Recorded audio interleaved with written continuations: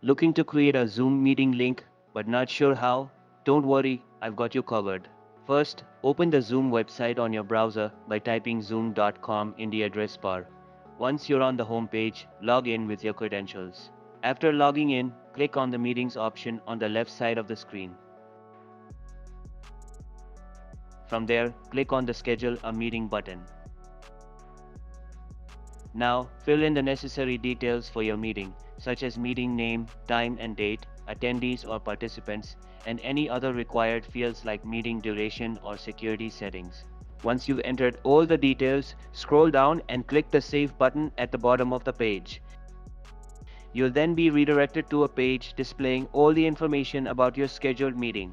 On this page, look for the Invite link or the Copy Invitation button.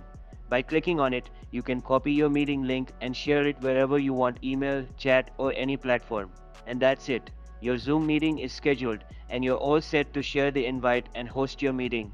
If you found this video helpful, please like, and for more tech videos like this, subscribe to my channel. Catch you later.